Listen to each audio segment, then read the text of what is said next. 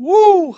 Man, I got to tell you, that was close. I thought we were going to get through a season without hearing anything stupid out of Sheryl Swoopes' mouth. But I did have a question, though, with Indiana. Sheryl Swoopes, back in the news, getting pushback from fans. Right? Because even though the starters weren't in. Calling out Lexi Hall, Sophie Cunningham, calling out Stephanie White. Like, Sophie Cunningham and Lexi Hall they've been in the league for a while. Oh, I don't know about coaching decisions, blah, blah, blah, blah, blah, blah, blah. So I was a little confused with what Steph was doing, but anyway, it is what it is. Call me nuts, but unfortunately for the old WNBA fandom and media, in her case, media and old players, in some cases you do feel like there is something else lurking behind said opinions that may not be basketball related. Let's put it that way. The Indiana Fever didn't just shake up their roster, they lit a fuse under the entire WNBA. In one ruthless sweep, 2 promising rookies were shown the door before the ink on their jerseys had even dried. Fans blinked and Bree Hall, a 2-time national champion and one of the most electric guards out of South Carolina, was gone. Then came Yvonne Ejim, Gonzaga's pride and Canadian Olympian, cut loose less than 48 hours later. And as jaws hit the floor across the league, guess who came sprinting back into the spotlight like it was 2001? Sheryl Swoopes. Only this time, she wasn't just questioning Caitlin Clark. She came with smoke for the Fever's front office, the coach's clipboard, and everyone not named veteran. Welcome to Preseason Chaos, WNBA edition. And you have a black player that just got cut, and Sheryl Swoopes is not happy about that. It started like any other roster update, the kind of transactional news you scroll past. But within hours, it detonated into a full-blown firestorm. Because when you mix controversial cuts with one of the league's loudest critics, the headlines don't just write themselves, they scream. Sheryl Swoopes, long seen as the unofficial president of the Anti-Caitlin Club, didn't just tweet. She tore open the mic, dusted off her platform, and unleashed the kind of criticism that makes team executives sweat. And the internet, it did what it does best: amplify, polarize, and explode. Now the real question, what did she say? And how is the Fever answering back while staying locked in for a title run? Call me nuts, but unfortunately for the old WNBA fandom and media, in her case, media and old players, unfortunately, in some cases, you do feel like there is something else lurking behind said opinions that may not be basketball related. Let's put it that way. Let's rewind to what triggered the spiral. Brea Beal, better known as Bree Hall, got her walking papers from Indiana. This wasn't just any rookie. This was a 2-time NCAA champ from Dawn Staley's powerhouse system, picked 20th overall. She was supposed to bring grit, two-way toughness, and championship DNA. Instead, no floor time in the first game, a few quiet minutes against Brazil, then gone. Didn't even get to finish her post-practice smoothie before the axe fell. And before fans could process the shock, the next move dropped. Bree Hall is now gone, as you know. And today it was announced that Yvonne Ejim has been waived by the Fever as well. Sophie Cunningham talked about that yesterday, saying you can latch on to another team, another place. Yvonne Ejim was next. If Bree Hall was the defensive enforcer, Ejim was the heart, Gonzaga's go-to scorer, the kind of motor that doesn't stop. Drafted 33rd, Olympic experience, a raw but ready forward with upside. Also cut before her duffel bag could even hit the locker hook. 2 rookies, 2 completely different styles, both shown the exit before May even got going. This wasn't just tough, it was surgical. And it wasn't about talent, it was about math, timing, structure. The cruel economics of pro sports where being good isn't enough. You have to be right now. So the Indiana Fever, as expected, have waived Yvonne Ejim. She's just not at the level that the Indiana Fever are hoping her to be at. The Fever announced it directly. Thank you, Yvonne Ejim, who was the all-time leading scorer in Gonzaga history. So let's answer the obvious. Why these 2? The Fever's hands were tied tighter than people think. After absorbing the dead money from Katie Lou Samuelson's contract buyout, Indiana had cap room for exactly 11 players. Not 12, not 13, 11. 9 of those spots were already locked by veterans with guaranteed deals. Natasha Howard, DeWanna Bonner, Kelsey Mitchell, Sophie Cunningham, Sydney Colson, Brianna Turner, Dantas, all untouchable. unless Indiana wanted to pay them to sit on a beach. Add in Caitlin Clark, Aaliyah Boston, and Lexi Hull, all still on rookie contracts, and guess what? That left one slot, one golden ticket, and 3 rookies fighting for it. That's not just a camp battle, that's survival. Man, it's hard, right? We all reached out. I think that they brought really good people in, great people into training camp this year. But, just because you didn't make this squad, this is probably one of the harder rosters to make in the W this year. It doesn't mean you're out of the W, and you just got to keep ready, keep playing, keep grinding it out. And if it's hard to make the league. I know Sid and I, we were second rounders. We stuck. Her experience is a little bit different than mine, but just because you didn't make a roster doesn't mean you're out of the W forever. Michaela Timpson came into training camp as the 3rd rookie. She didn't arrive with as much hype, but every practice, every scrimmage, she made her presence known. Her foot speed, her rebounding instincts, her ability to switch defensively across multiple positions, all of it screamed, rotation ready. So when the Fever had to pick one, they didn't just gamble on potential, they bet on immediate impact. And Timpson's being called the steal of the draft for a reason. Picked 19th, but playing like a top 10 lock. Michaela Timpson is obviously at a certain level. She's a rim runner. She just obviously has a higher ceiling than Ejim at the moment. And this is maybe a hot For Hall and Ejim fans, this wasn't about stats. It was emotional. Watching young, talented players cut before they've had a real chance, it's brutal. But this is the WNBA, where roster spots are limited and windows are tight. This is where potential meets hard business. And sometimes even heart and hustle aren't enough when the math doesn't work out. After all, we saw Sheryl Swoopes in rare form hating on Caitlin Clark all last year. Well, maybe she has figured out, hating on Clark, I've been told that's not really a great idea, yada, yada, yada. So what other white girls can I tune up from the Indiana Fever? And right on cue came Sheryl Swoopes. You could almost hear the popcorn popping. Soon as the Hall cut dropped, Swoopes grabbed the mic like it was open mic night at ESPN HQ. No warm-up, no easing in. She came out firing, zeroing in on what she saw as mishandling, favoritism, and wasted opportunity. This wasn't analysis. This was a full-on rebuke. Okay, example. The Washington Mystics Indiana Fever game.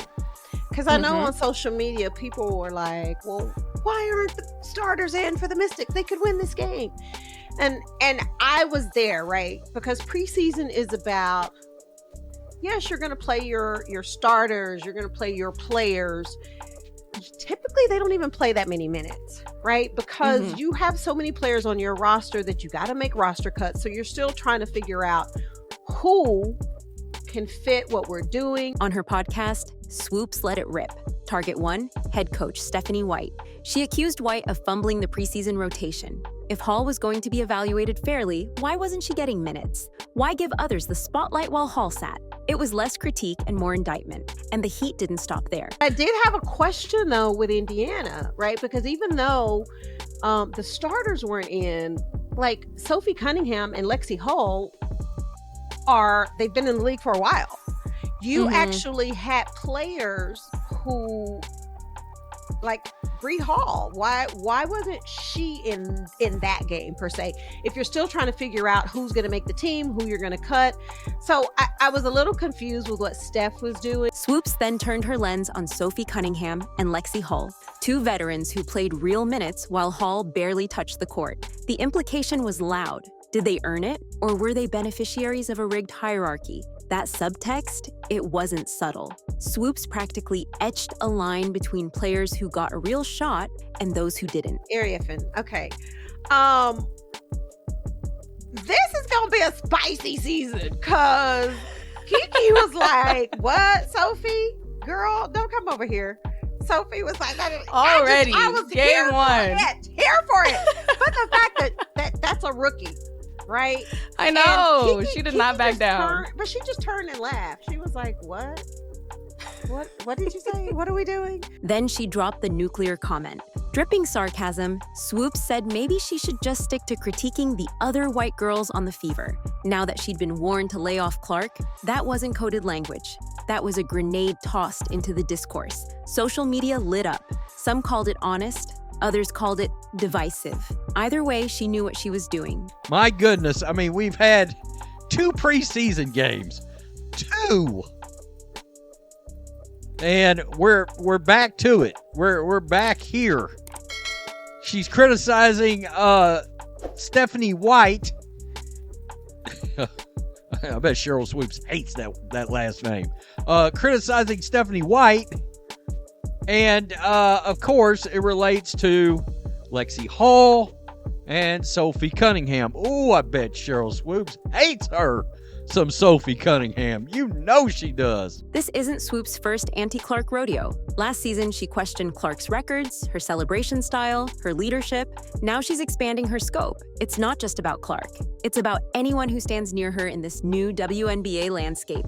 Cunningham, Hull, even Coach White, all targets now. Swoopes hadn't shied away from speaking her mind, as last season she raised questions about the legitimacy of Indiana Fever stars Caitlin Clark's collegiate scoring record.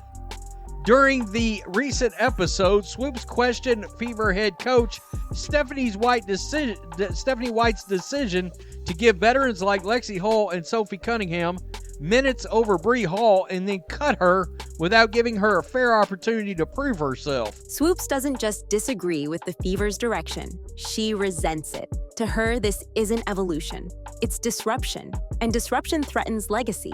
But while she stirs the pot, Indiana keeps stirring excitement. Yes, 2 rookies were cut, but the goal is bigger. Build a contender. Clark, Boston, Mitchell, Bonner, Howard, that's not a rebuild. That's a threat. The preseason doesn't have to be just about your draft picks at all. It can be about, I need this team to learn how to build chemistry on the floor together, working as a team. By the way, learning my system because I'm a new coach and we're not playing under the Christy Sides rules anymore. You played basketball, Sheryl Swoopes? I don't understand. Coach Stephanie White didn't pull names out of a hat. Her decisions had logic. She needed spacing, versatility, players who already understood pro schemes. Hall and Cunningham, not just placeholders, they're the connective tissue. They know where to be and how to talk teammates through chaos. Keep in mind, a lot of this team is new to each other. So getting minutes upon with a new player like Sophie Cunningham and Lexi Hall together, and some of these others, veterans, I'm sure is a priority. It's not about getting the minutes to prove whether or not they make the team. This team has to build actual chemistry if they want to win a title.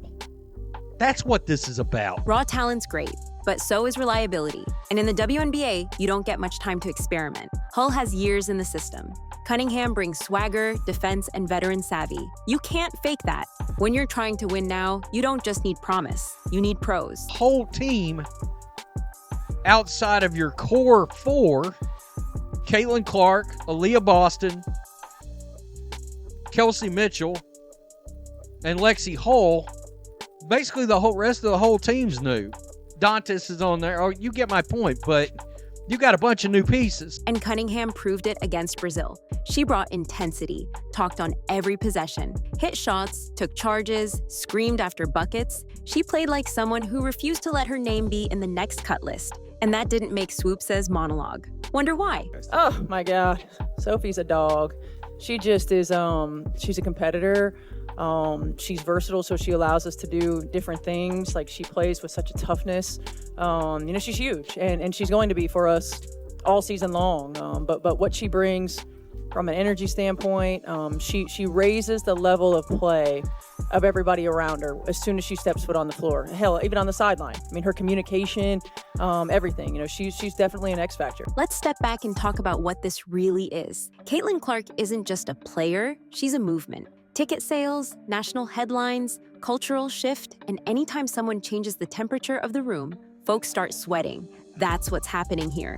Clark pulled the whole league into the spotlight, but not everyone wants to share it. This team is going to break so many records this year. Attendance, viewership, merch sales, all of the things. This was a preseason WNBA game. It is unbelievable what it is Caitlin Clark does. Whenever Caitlin Clark takes the floor, that maybe is different not only from any player in the WNBA, but from any player in basketball. With fame comes friction, and Swoopes has positioned herself as the counterbalance. If Clark gets love, she brings critique. If Clark draws fans, she raises questions. It's a pattern.